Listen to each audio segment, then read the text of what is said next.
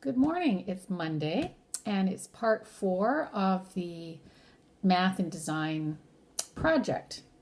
So last week in part 1, 2, and 3, we looked at math and measurement formulas and we started working on a floor plan for our bedroom.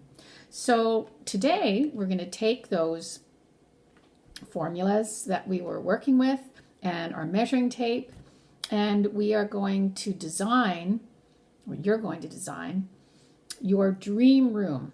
It can be your dream bedroom, it can be your dream rec room, it can be your dream living room, your dream kitchen, whatever room it is that you could make it any way that you want.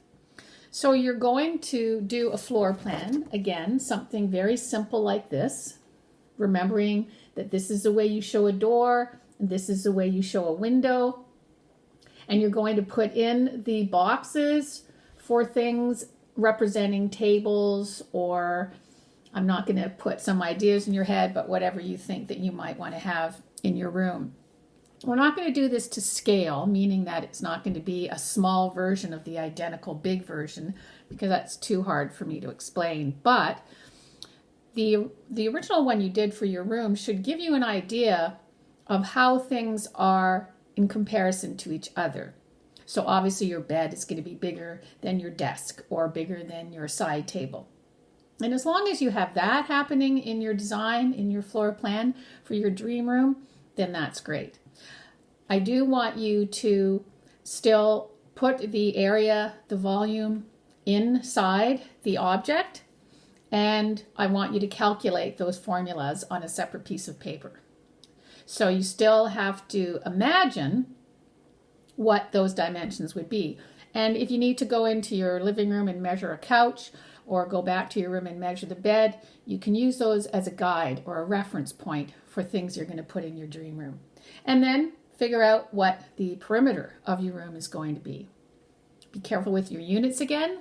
Remember that you need to be consistent, but they need to be realistic as well. So you probably want to use meters or feet if you're using imperial for the perimeter, and a smaller unit if you're doing smaller objects.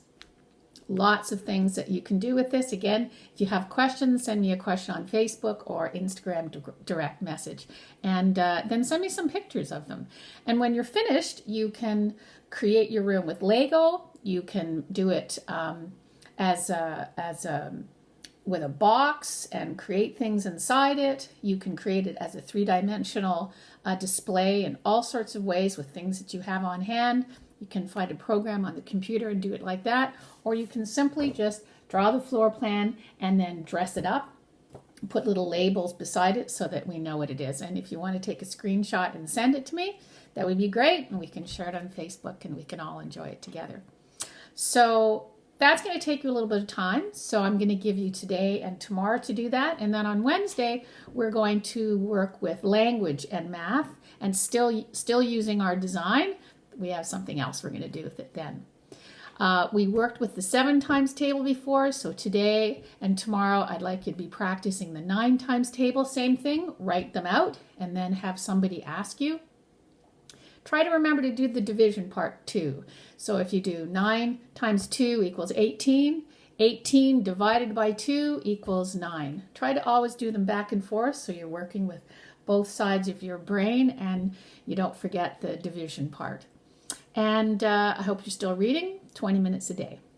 One other thing, if you're feeling anxious, then there's a little thing you can do, a little tapping technique, which is just to tap on top of your upper lip. You can do this before you start and across your collarbone here. And take a breath. So there's a little something else for you. So good luck with all of that. I'm excited to see what you're going to do, and we'll see you back here on Wednesday, April 1st. Okay, bye-bye.